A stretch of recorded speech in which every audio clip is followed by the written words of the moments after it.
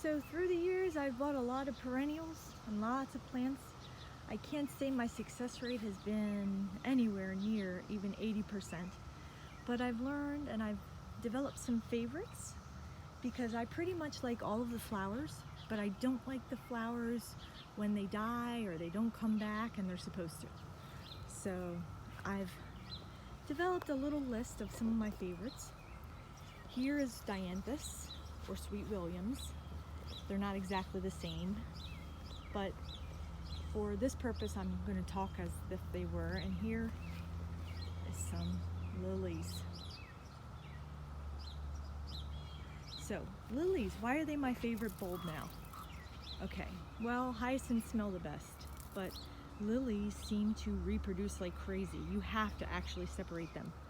And so these guys, they weren't that many. They were spaced apart, but within 3 years, look what they have done. They have just flourished, and they need to be separated, actually.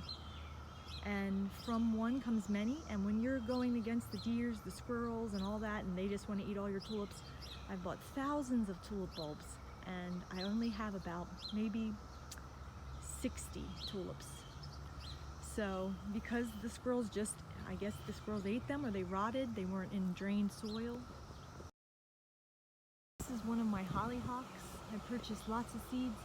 This hollyhock, actually, I was on a mission trip and the woman had a beautiful hollyhock and she gave me some seeds. And the funny thing is, I guess they're not true to seed because hers, I don't remember her flower being black.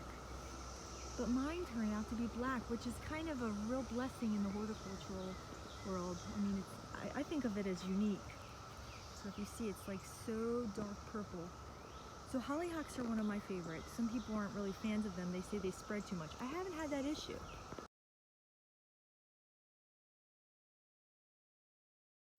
This is lamium, or some would say some kind of dead nettle. It's a cultivated dead nettle. And if you see, it's really, really flourishing. Right now, the flowers look like this. Lamium. This is also a perennial that just keeps on giving and spreads really nice. This is a purple columbine. As you see, the leaves are very easy to distinguish. Here's another one of my favorites in the garden for every year. If you notice, they're in the seed stage. These are Dianthus, and you can see the little black seeds on the top, and they come back every year and they do produce seeds. So they need to be now cut back and then the seeds planted perhaps. So Dianthus are also an excellent investment for getting more flowers in your garden.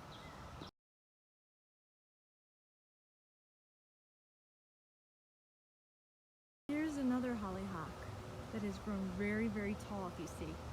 And it's got some red flowers. And this is the seed pods, which if you wait long enough are absolutely viable. See, this is the little seed pod right here.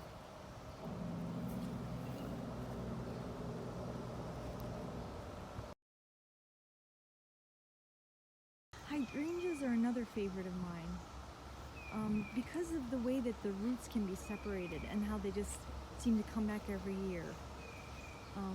So this was actually one hydrangea, and that hydrangea was split up at the root, and it made all these hydrangeas. It was one person's hydrangea for years and years, had not been split up. They had many of them, and now it's split up. This one got cut too short in the winter, and it looks like it's not having flowers yet. So the debate is still out. I've heard that you cannot cut hydrangeas because they won't flower correctly if you cut them too short.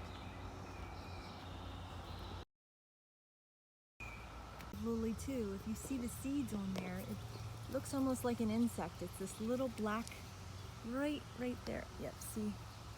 These are also viable. And that's another reason why I like lilies. This is a tiger lily, I believe.